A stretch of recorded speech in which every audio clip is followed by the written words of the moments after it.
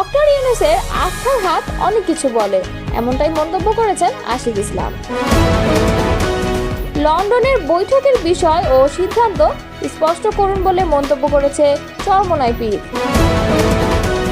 ইরানের নতুন ব্যালিস্টিক হামলায় কাঁপছে ইসরায়েল।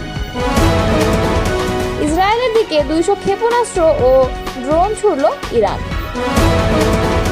এতক্ষণ শুনছিলেন সংবাদ শিরোনাম, এবারে বিস্তারিত। সাবেক প্রধানমন্ত্রী বেগম খালেদা জিয়ার সহকারী প্রেস সচিব আশিক ইসলাম বলেছেন, লন্ডনে বিএনপির ভারপ্রাপ্ত চেয়ারম্যানের সঙ্গে প্রধান উপদেষ্টা প্রফেসর ডক্টর ইউনূসের মধ্যকার বৈঠকটি বাংলাদেশের রাজনৈতিক ইতিহাসে নতুন বাঁক। তারেক রহমানের হাতের উপর ডক্টর ইউনূসের আস্থার হাত অনেক অর্থবহ।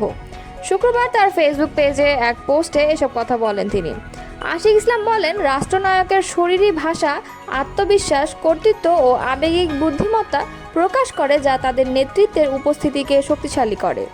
হাই ভোল্টেজ বৈঠকে অসাধারণ রাজনীতিবিদরা যেখানে কৃত্রিম বা অতিরিক্ত প্রস্তুত দেখতে পারেন, সেখানে একজন সত্যিকারের রাষ্ট্রনায়ক অশব্দ সংকেতের মাধ্যমে তার স্বতঃস্ফূর্ততা, মৃদু হাসি, চাহনি, গাম্ভীর্যতা ও বসা ইত্যাদির মাধ্যমে নিজের উপর আস্থা এবং অডিয়েন্সের সঙ্গে বিশ্বাসযোগ্যতার সাথে সংযোগ স্থাপন করেন। তিনি বলেন, শুক্রবার সকাল 9টা বাজার 10 মিনিট আগে ডরচেস্টার হোটেলে পৌঁছান তারেক রহমান। টাইবিহীন সাদা শার্টের উপর হালকা নীল রঙের স্যুট পরা তারেক রহমানকে গাড়ি থেকে নামতেই তাকে স্বাগত জানান প্রধান উপদেষ্টার সফরসঙ্গী জাতীয় নিরাপত্তা উপদেষ্টা খলিলুর রহমান, প্রধান উপদেষ্টার প্রেস সচিব শফিকুল আলম সহ অন্যান্য সফরসঙ্গী ও হাই কমিশনের কর্মকর্তারা। সবার সঙ্গে করমর্দন করে হোটেলের সামনে সমবেত নেতাকর্মীদের উদ্দেশ্যে হাসি মুখে হাত নেড়ে শুভেচ্ছা জানান তিনি। এ যেন শুধুমাত্র লন্ডন প্রবাসী নেতাকর্মীর উদ্দেশ্যে নয়, দেশের কোটি কোটি বিএনপি নেতাকর্মীদের উদ্দেশ্যে। এ শুভেচ্ছা যেন দেশের প্রতিটি ইতিবাচক মানুষের উদ্দেশ্যে। আত্মবিশ্বাসী পদক্ষেপে হোটেলে প্রবেশ করেন তারেক রহমান। স্বাভাবিক, সংযত এবং নিয়ন্ত্রিত ঋজু পদক্ষেপে এগিয়ে যান মিটিং রুমের দিকে। আগেই বৈঠক কক্ষে অপেক্ষা করছিলেন প্রধান উপদেষ্টা ডক্টর মোহাম্মদ ইউনূস। তারেক রহমান হোটেলে প্রবেশ করতেই বৈঠক কক্ষের বাইরে এসে তারেক রহমানকে স্বাগত জানিয়ে বৈঠক কক্ষে নিয়ে যান তিনি, যা তারেক রহমানের প্রতি ডক্টর ইউনূসের স্নেহ, ভালোবাসা ও সম্মানের প্রকাশ উল্লেখ করেন। আশিক ইসলাম বলেন, দুই নেতা হাস্যোজ্জ্বল চেহারায় করমর্দন করেন। হ্যান্ডশেক করার সময় তারেক রহমানের হাতের ওপর যে অন্য হাত রেখেছেন প্রধান উপদেষ্টা, তা বিশাল অর্থ বহন করে। এভাবে হাত রাখার মানে হচ্ছে শ্রদ্ধা, ভালোবাসা, নির্ভরতা ও আস্থা। বেশ কিছু সময় তারেক রহমানের হাতে মোহাম্মদ ইউনূসের দুই হাত মুষ্টিবদ্ধ ছিল।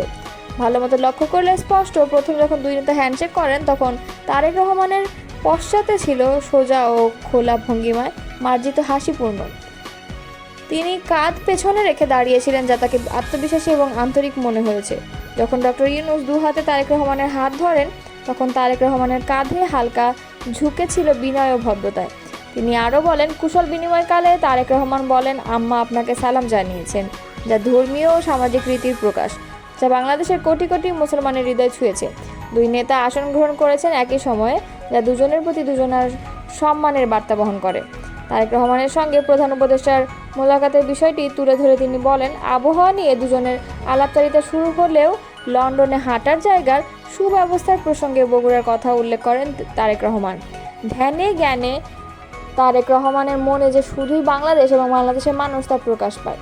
সবার আগে বাংলাদেশ, বাংলাদেশই তারেক রহমানের প্রথম এবং শেষ। বৈঠকে বসা অবস্থায় তারেক রহমানের দু হাত ছিল বিভিন্ন অবস্থায়, এর মধ্যে বেশি ছিল দুই অবস্থায়। কখনো দেখা গেছে তারেক রহমানের খোলা হাতের তালু, যা সততা ও স্বচ্ছতার ইঙ্গিত বহন করে। আবার কখনো দেখা গেছে করবন্ধন উন্মুক্ত তালু, যা সাধারণত সম্মান, সম্মতি, প্রতিশ্রুতি, একাত্মতা ও ঐক্যবদ্ধ হওয়ার প্রতীক হিসেবে ব্যবহৃত হয়। দুজনের মধ্যে সৌহার্দ্যপূর্ণ আলাপচারিতার বিষয়ে আশিক ইসলাম বলেন, কথা বলার সময় তারেক রহমানের মুখের অভিব্যক্তি ছিল শান্ত, সংযত এবং মার্জিত, উষ্ণ, হাসিপূর্ণ, কিন্তু অতিরিক্ত নয়। ডক্টর ইউনূসের কথা শোনার ক্ষেত্রে তারেক রহমানের সক্রিয় শ্রবণের অভিব্যক্তি প্রকাশ পেয়েছে। তারেক রহমানের মাথা হালকাভাবে বামে ছিল, যা ডক্টর ইউনূসের কথা মনোযোগ সহ শোনা ও সম্মানের প্রকাশ। টানা তৃতীয় দিনের মতো ইসরায়েলের বিভিন্ন শহরে নতুন করে ব্যালিস্টিক ক্ষেপণাস্ত্র হামলা চালিয়েছে ইরান। রোববার স্থানীয় সময় সন্ধ্যার দিকে ইসরায়েলি ভূখণ্ডে ইরানের ক্ষেপণাস্ত্র হামলার তথ্য নিশ্চিত করেছে ইসরায়েলি প্রতিরক্ষা বাহিনী। ইরানি হামলার হালনাগাদ তথ্যে ইসরায়েল বলেছে, গত 1 ঘন্টা ইসরায়েল লক্ষ্য করে বেশ কয়েকটি ক্ষেপণাস্ত্র নিক্ষেপ করেছে ইরান। তবে এসব ক্ষেপণাস্ত্রের বেশিরভাগই ভূপতিত করার দাবি জানিয়েছে ইসরায়েলের সেনাবাহিনী। ইসরায়েলি সেনাবাহিনীর বিবৃতিতে বলা হয়েছে, আকাশ প্রতিরক্ষা ব্যবস্থার ব্যবহার করে ইরান থেকে ছোড়া ক্ষেপণাস্ত্রের বেশিরভাগই প্রতিহত করা হয়েছে। তবে এতে এখন পর্যন্ত কোনো হতাহতের খবর পাওয়া যায়নি। ইসরায়েলি সেনাবাহিনীর বিবৃতিতে জনসাধারণকে হোম ফ্রন্ট কমান্ডের নির্দেশনা অনুসরণের পরামর্শ দেওয়া হয়েছে। গত 3 দিন ধরে ইসরায়েল ও ইরানের মাঝে পাল্টা হামলা চলছে। শুক্রবার ইরানে ইসরায়েলের হামলার মাধ্যমে এই সংঘাত শুরু হয়। ইরানের রাষ্ট্রায়ত্ত টেলিভিশনের খবরে বলা হয়েছে, ইসরায়েলি ভূখণ্ড লক্ষ্য করে পাল্টা প্রতিশোধমূলক নতুন ক্ষেপণাস্ত্র হামলা শুরু করেছে ইরানের সামরিক বাহিনী। পরে ইসরায়েলের প্রতিরক্ষা বাহিনী দেশজুড়ে সাইরেন বাজিয়ে ইরানের ছোড়া ক্ষেপণাস্ত্রের বিষয়ে বাসিন্দাদের সতর্ক করে দেয়। প্রাথমিকভাবে ইসরায়েলের বাসিন্দাদের নিরাপদ আশ্রয়ে যাওয়ার পরামর্শ দেওয়া হয়, তবে কিছুক্ষণ পর ইসরায়েলিরা আশ্রয়স্থল থেকে বেরিয়ে যাওয়ার অনুমতি পান। ইসরায়েল সরকার এক বিবৃতিতে জানিয়েছে, ইরান এখন পর্যন্ত 200 ক্ষেপণাস্ত্র হামলা চালিয়েছে ইসরায়েলে।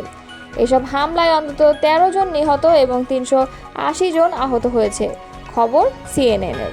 বিবৃতিতে বলা হয়েছে, নিহতদের মধ্যে শিশুরাও রয়েছে। এছাড়া আহতদের মধ্যে 9 জনের অবস্থা আশঙ্কাজনক। বিবৃতিতে আরও বলা হয়েছে, যুদ্ধ শুরু হওয়ার পর থেকে ইসরায়েলের দিকে প্রায় 200টি ক্ষেপণাস্ত্র ও ড্রোন ছোড়া হয়েছে।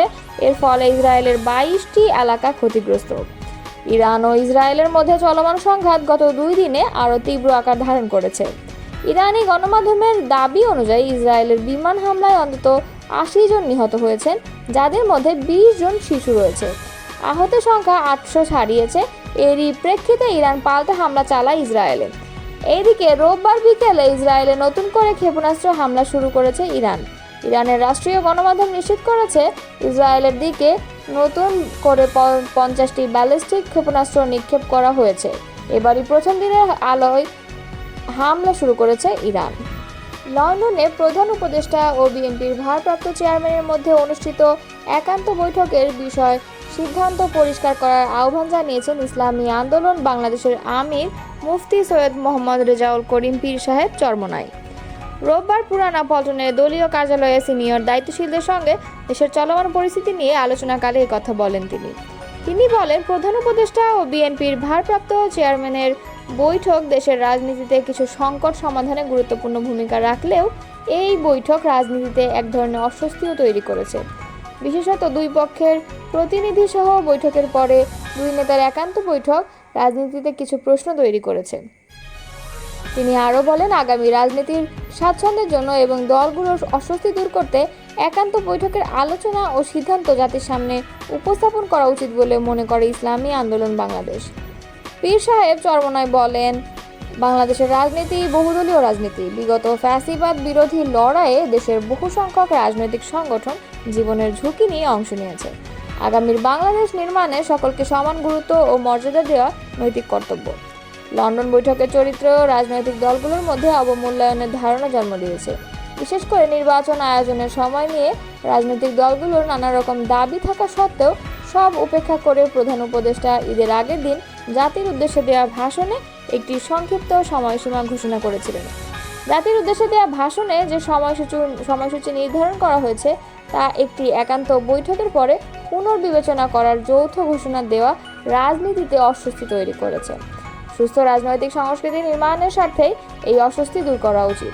ইসলামী আন্দোলন বাংলাদেশের আমির বলেন, নির্বাচনের আগে প্রয়োজনীয় মৌলিক সংস্কার ও পতিত ফ্যাসিবাদের বিচার নিশ্চিত করার দাবি পুনর্ব্যক্ত করছে ইসলামী আন্দোলন বাংলাদেশ। নির্বাচনের ডামাডোলে সংস্কার ও বিচার যাতে আড়াল না হয় সেদিকে সরকার ও সংশ্লিষ্ট সকলের দৃষ্টি আকর্ষণ করছি।